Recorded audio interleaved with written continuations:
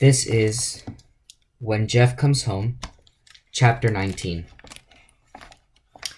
I couldn't sleep at all the night before school started. Around 4, I gave it up as impossible and turned my light on. My heart was pounding against my chest, too hard for me to ignore. God, what am I going to do? I stood in the hallway, grateful for the light Dad left on every night. For me, I knew. 16 years old and you need a nightlight. No, you need the whole hallway lit up, don't you? Pathetic. Charlie's door was shut, as usual. Down the hall from me, one door over from the bathroom, Brian's door was ajar, and I could hear his quick, shallow breathing. You're going to do it anyway, so just do it. I walked to the end of the hallway, stopping at the room near the top of the stairs. Leaning my head against the wall, I waited until I heard Dad's deep, steady, even breathing. Connie slept so quietly I could never hear her, but she wasn't the one I needed. I sank back against the wall next to their door, suddenly sleepy. I sat like that for a moment, then stretched out along the carpeted hallway, resting my head on my arms. Jeff? I opened my eyes slowly, not knowing if I had slept for minutes or hours. I was curled up on the floor, my arms straight down in front of me, my cheek pressed against the carpet. Brian was crouched alongside me. He looked concerned, his brown hair falling over his eyes the same way Dad's did. I should have been embarrassed, but I wasn't. I smiled at him. Hey, did you have a nightmare? He asked, his voice strangely mature. No, I just couldn't stay in my room anymore. Why?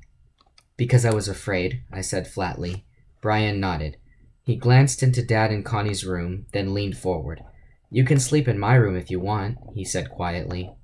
No, I said too quickly, raising myself on one elbow. His face fell. I mean, thanks, but that's probably not a good idea.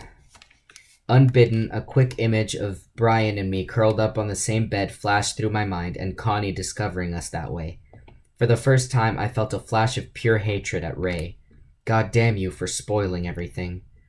Brian had recovered, his face set now in a kind of loving concern too old for his years. I could stay here until you fall asleep again, he said. Would that be okay? I waited a moment, then let myself relax, sliding back down onto the carpet, resting my head on my outstretched arm. Okay, I mumbled, closing my eyes. I awoke to the sound of Dad's alarm and his muffled groan as he shut it off. Brian was gone. I crept back to my room, falling into bed and burrowing under the covers. 2 hours after that, Charlie woke me for school. I felt like I'd slept about 10 minutes. Charlie glanced over at me as we were leaving the house. You look good, Jeff, she offered shyly. I smiled wryly, my looks not being the main thing on my mind. You're the one who looks good, I tossed back, then realized it was true. Charlie wore a green sweater and black pants, and her hair was pulled tightly back in a braid. As soon as we left the subdivision, I saw the first groups of students, some of them heading to the high school like we were, others standing around in groups of 4 or 5 smoking and talking. We should leave earlier tomorrow, Charlie murmured, but no one took any particular notice of us as we joined the stream. Charlie was walking too fast, a few steps ahead of me, books clutched to her chest, her head down. Charlie, I said quietly, reaching out to touch her elbow. She slowed immediately, giving me an apologetic smile. No need to advertise our position. Okay, Charlie said as we walked along in step. We both have PE first period. That's in the gym. You have English with Tower after that, right? I nodded. Okay, after PE, wait for me by the fence next to the baseball field, and I'll walk you to class. I caught sight of Vin's truck parked in the student lot, where it had been the day he, Brian, and I had come to the high school to play basketball. My mood soured as I realized I would almost certainly run into him today. Jeff, is that okay if we meet after PE? Hey, I can find my own way around, I snapped, glancing over at her. Charlie was looking down again, frowning, holding her books to herself in a gesture that looked more like one of comfort than protection. Sorry, I said awkwardly. Sure, we can meet after PE, if you want. Charlie smiled at me. We might have PE together anyway. The coaches combine the boys and the girls' classes a lot for volleyball and badminton and things. As we entered the open courtyard between the computer building and the humanities complex, I began to feel stares coming our way and picked out the sound of my name spoken by many different voices. By instinct, I kept walking, staring straight ahead, but I could feel my heart beating faster. Charlie walked beside me, her presence delicate but steady. Then I heard it. Just a whisper, but the word hit me like a fist. Fag. I couldn't stop myself from looking around to find the source. To our right, by a water fountain, 3 boys who had to be freshmen laughed together. One of them, slight and scrawny with a patchy mustache, saw me looking and said it louder. Fag. Charlie squeezed my arm. Ignore them, Jeff. They're losers. I shook her off, walking faster, Charlie scrambling to keep up. Sorry, I muttered after a moment, slowing my pace. She nodded tightly, not looking at me. Hi, Jeff. A group of girls screamed in unison from the outside railings of the classroom building above us. I jumped, managing a half-hearted wave in their direction. They laughed at it, talking excitedly with one another. While their laughter sounded friendly, I was chilled through. Where's Sherry? Charlie muttered, stopping abruptly. She was supposed to meet us by the Humanities building. Do you see her anywhere? She looked around, glaring at anyone who caught her eye. Charlie, relax. I saw that she was trembling, and I was able to forget myself. Come on, we'll catch up with Sherry later. Okay, Jeff. She took a deep breath and we began walking again. 2 guys brushed by us, headed the opposite direction. After they passed, I heard one say, That's the guy. The other replied, Him? No way. The first one muttered something I could not hear, and then they laughed together, explosively. I hate them, Charlie whispered, but neither of us looked back. The path we walked ran parallel to the football and baseball fields, and I looked at them with longing and regret. If I had never met Ray Slate, I would have been in my 3rd year of playing, possibly starring, in both sports for Wayne High. Vin would have been my teammate and my best friend. At 16, I might have had a few casual girlfriends already, maybe even a serious one. The kids at Wayne High would know me only as an athlete, a good student, a person secure in a tight circle of friends. But because I had been in the right place at the wrong time, I was a curiosity, a freak, someone worthy of, at best, pity. It's not fair, you idiots. What happened to me could have happened to any of you. It could have been any one of you, and if it was, I wouldn't be treating you this way. The rage that swept through me then was enough to carry me the rest of the way to the gym, stiff-backed and head up. Charlie and I split off, and I headed over to the boys' locker room.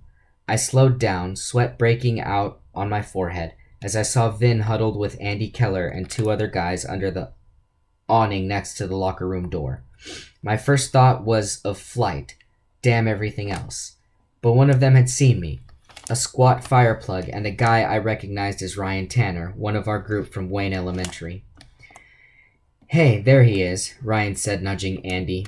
Vin looked around quickly, then turned back, shaking his head slightly. It, Andy drawled, staring at me, his lip curling. Ryan laughed. I had enough of that and pushed open the door to the locker room. It was crowded and noisy inside, and lots of guys were already dressed out. I stopped just inside the door, panicked already by the hot, close smell of the room and the proximity of so many of my peers. Why had Dad sent me here? None of his pious prescriptions made sense to me now. My heart racing, I remembered the 4 behind me and stepped aside just as they burst through the door. I couldn't stop myself from looking over at them. Vin met my eyes, his expression unreadable. I turned away fast, almost tripping over my own 2 feet, reaching out for a locker to brace myself. Hey! Some kid yelled right in my ear, and I jumped back, mumbling an apology. The locker was his, apparently. Watch out, Foster, he's looking at you, the guy next to him said, grinning. Get out of the way, why don't you? Foster said, glaring at me. Sorry, I said again, then flushed, hating my own weakness. I stepped back into the narrow aisle between the rows of lockers and the shower area, then stopped, paralyzed, and I saw the group coming through. Ryan and the other guy pushed past me, snickering, then Vin, his eyes averted. Andy was last. He motored to a stop in front of me, so close I could smell his breath. The rough tiles of the shower wall crunched against my back. What? I tried, shrugging, daring to meet his eyes. He sneered, shaking his head. You make me sick, man. Yeah, I said, proud of the calmness of my voice. Let some guy take pictures of you? I looked down. When Andy spoke again, his voice was stronger. Yeah, you and that guy.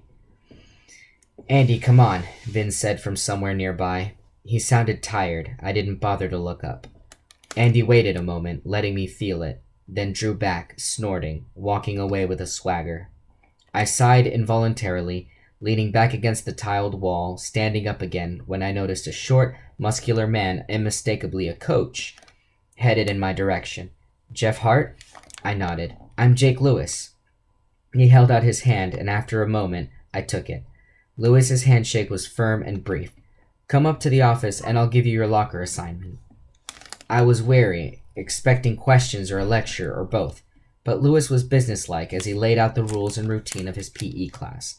The only personal remark he made was to let me know that he coached track in addition to teaching PE. After urging me to try out for the team in spring, Lewis handed me a lock, combination attached, and pointed the way to locker 105. My locker was located in an alcove, off from the crowded main section of the room. Whether I had been given that location by accident or by design, I was thankful. The two guys dressing near my locker didn't even look up at me. Still, I waited for them to finish. I opened the locker slowly and put my backpack inside. Sitting down on the bench, I untied the pack and pulled out the green shorts and t-shirt uniform I was supposed to wear. In seconds, the locker room went from pandemonium to near silence as the bulk of the class followed Coach Lewis through the passageway to the gym. 5 minutes passed. I knew I could not put it off any longer. I dressed out, feeling cold and exposed. Badminton nets were strung across the gym floor, and 8 separate courts had been set up.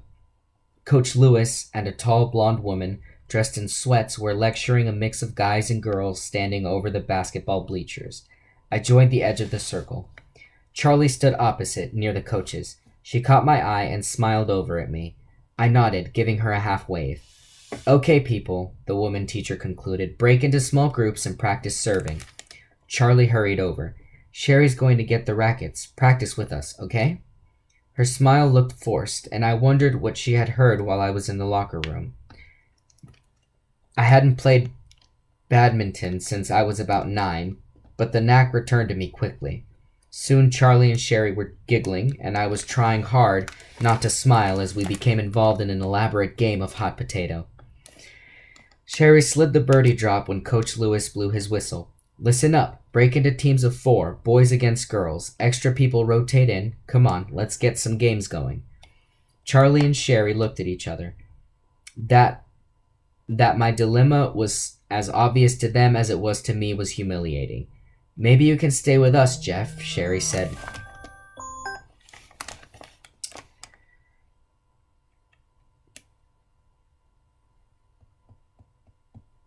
Maybe you can stay with us, Jeff, Sherry said, trailing off. I closed my eyes a moment, then smiled at her. Nah, don't worry about it.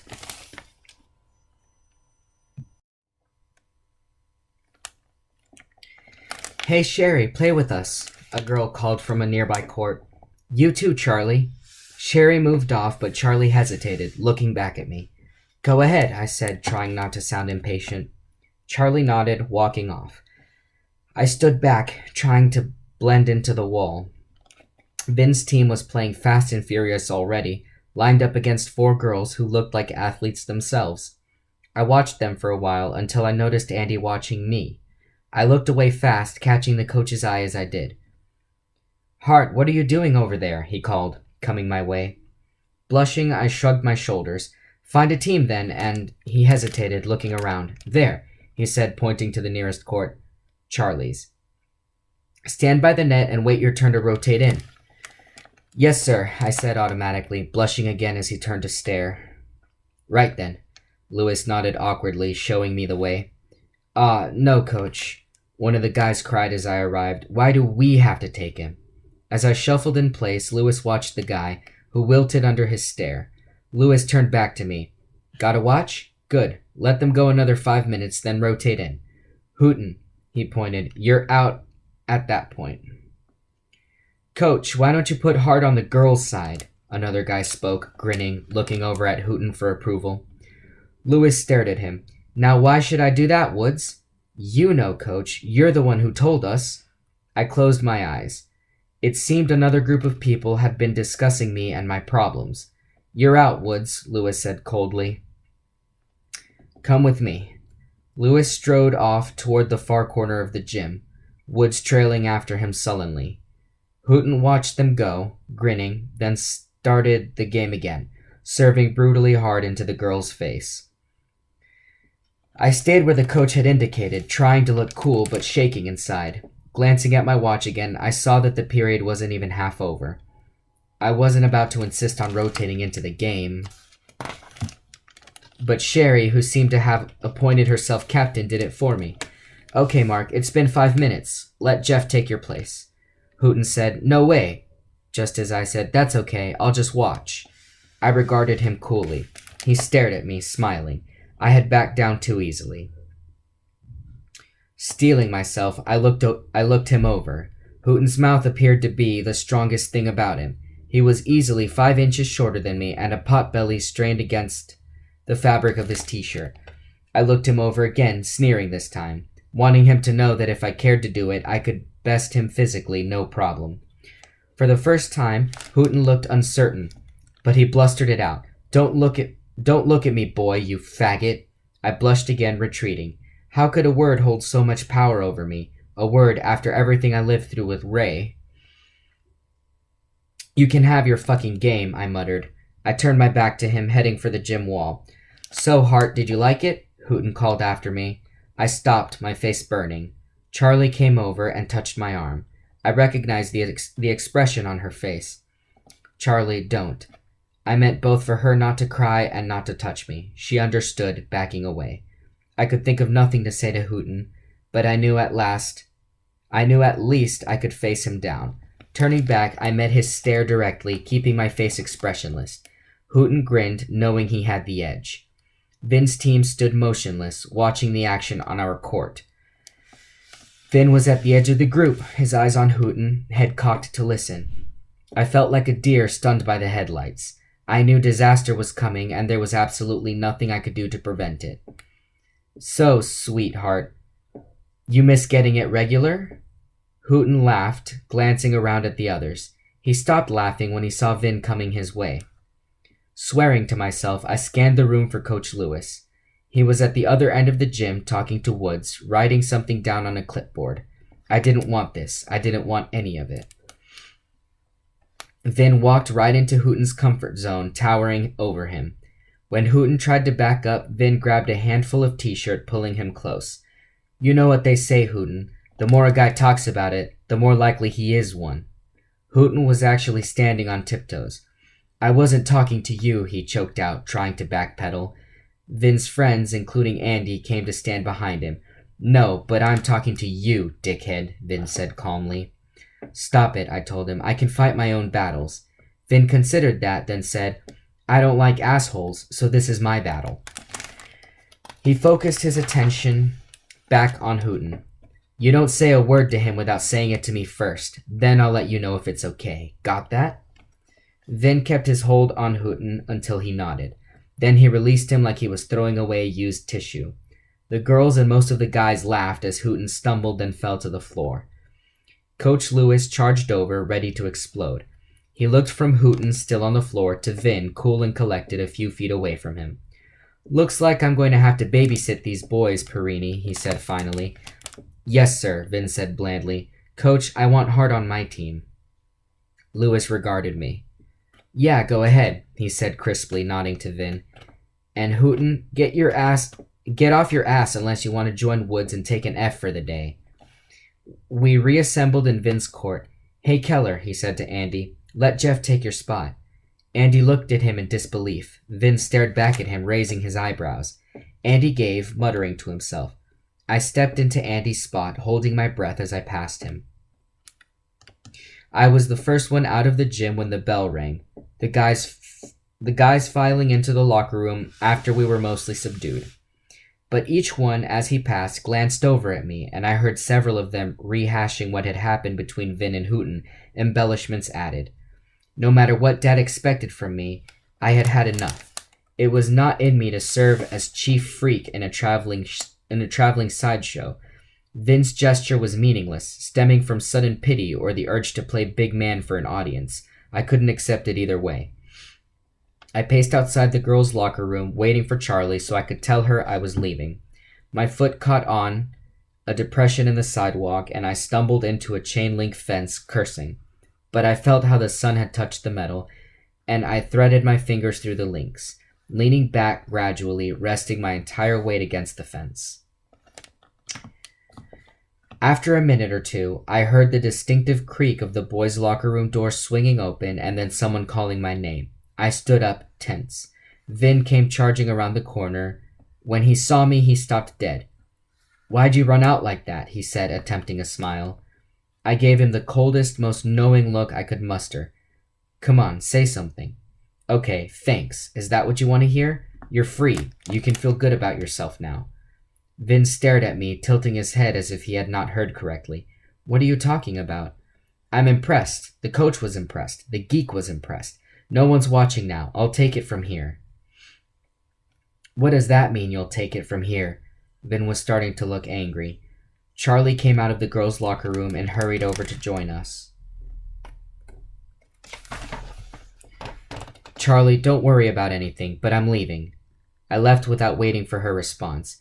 "Hey," Vin called, "I'm not done talking to you." "Let it go," I said loudly enough so he could catch it, repeating the words to myself. Let it go. As I walked away from them, I could still feel the cross-hatching of the fence against my back.